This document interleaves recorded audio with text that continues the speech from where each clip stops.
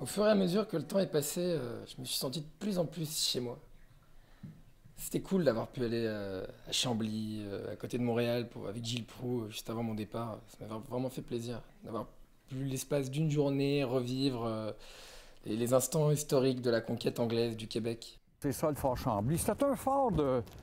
C'était une auberge, dans le fond, un fort de relais, un fort de repos. Quand le régiment de Calian descendait ici pour aller faire des incursions aux États-Unis, aller se venger, par exemple, contre les Iroquois, bon, bien, ils arrêtaient ici. Il pouvait être 300-400 soldats autour, ici avec des tentes. Mais en temps normal, il était à peine une trentaine. C'était une vie très calme. Ça pourrait être une auberge, en quelque sorte. Et ça a été abandonné des années de temps, là, les gens, au lendemain de la conquête puis du régime britannique.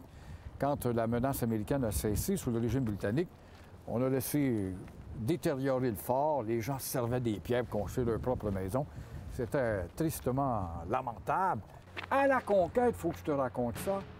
1760, 1759, il y a trois armées. Il y en a une qui vient par le fleuve avec Wolfe. Il y en a une qui vient du côté des chutes du Niagara, qui s'en vient par Saint-Laurent, côté ouest. Et il y en a une qui s'en vient par le Richelieu. On fait sauter les forts, on tire, on les retable, on les agace, mais on n'est pas assez de monde.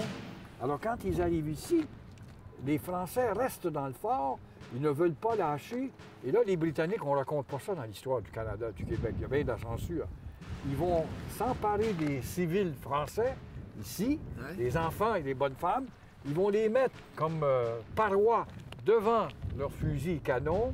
Puis là, ils disent aux Français, écoutez, si vous ne sortez pas du fort, eh bien, vous allez devoir tirer sur ce monde-là.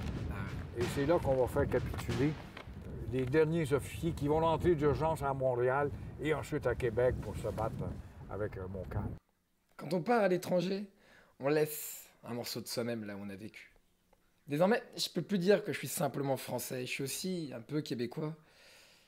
Et même j'en suis sûr. J'ai d'ailleurs chanté à Gilles Proulx. Je pense que quelqu'un comme lui, qui a visité plus de 150 pays, a vraiment compris de quoi je parle. Alors, qu'est-ce que les Québécois pensent de nous? Franchement, je sais pas. À vous de voir. Moi, je les aime et je pense qu'ils m'aiment aussi. Au premier théâtre que ce monde m'a offert, j'y ai vu le sourire d'une foule de gens heureux d'être enfin arrivés au pays de l'hiver. J'écoutais sans rien dire leur jargon chaleureux. Et même si à vrai dire, je n'y comprenais que dalle, j'ai au moins pu saisir que j'étais à Montréal.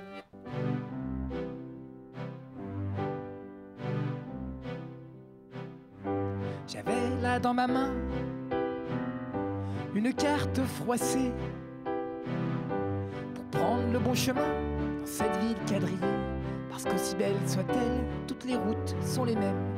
Mais dans ce monde immense qui m'a tendu les bras, il ne suffit de rien, juste d'avoir l'air paumé pour trouver l'assistance d'un passant québécois. Parce qu'ici au Québec, le temps s'arrête quand je vagabonde de quartier en quartier.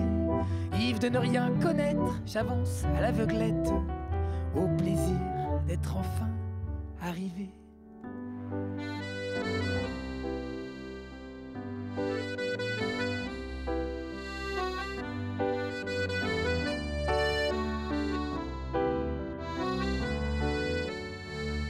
Il a fallu que je m'organise pour attraper quelques rayons d'un soleil capricieux qui s'agrippe à l'horizon. Les journées sont plus courtes que l'hiver en est long. J'ai laissé mes envies se baigner d'émotions quand Montréal s'habille aux couleurs des saisons. À voir couler les rimes d'une année à 4 ans, où chacune se dessine par la main d'un enfant. Parce qu'ici au Québec, le temps s'arrête quand je m'assois près du fleuve Saint-Laurent. Des gratte-ciel qui s'élèvent sur le soleil couchant et cette glace qui dérive doucement.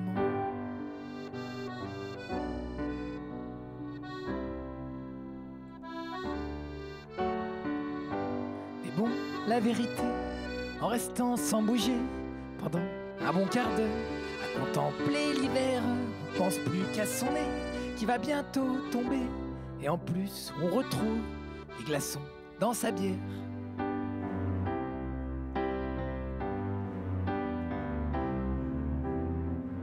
Je me suis fait des amis,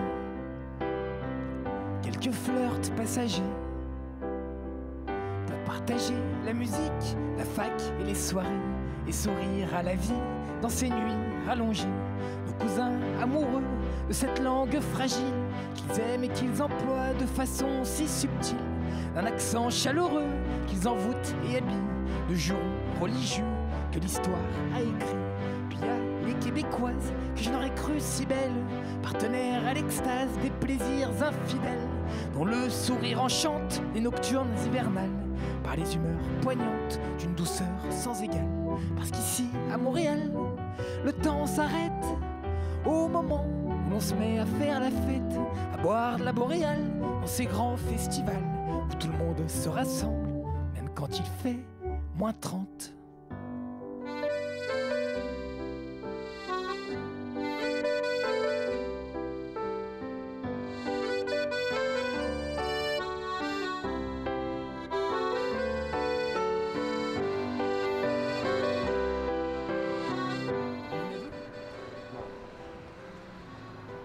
J'ai un blocage. Coupé, j'ai un blocage, je vous le dis, j'ai un blocage. J'ai vraiment un vrai blocage. Non, c'est pas vrai. Oh putain, je suis un matériau à interview, moi. On dirait, tu sais, les grandes stars américaines qui font 15 interviews en même temps. Vas-y. Mais très vite, ces chemins ont été familiers, dans un train quotidien rempli de nouveautés. Ce petit bout de vie que j'ai su accomplir n'aurait pu m'être offert autre part dans le monde. Ici où l'on sourit, même quand le temps est gris. J'ai apprécié l'hiver jusqu'à ce que la neige fonde. Et bon, à Montréal, le temps s'emballe quand j'avance au rythme de la vie. J'ai tenté de l'arrêter, tant bien que mal. Mais bientôt, je vais devoir partir.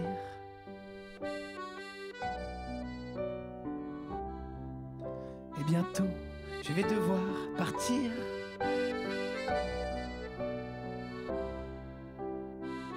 Ah, dans ce sens-là. Tu vois comment on se comprend pas entre les Français et les Québécoises.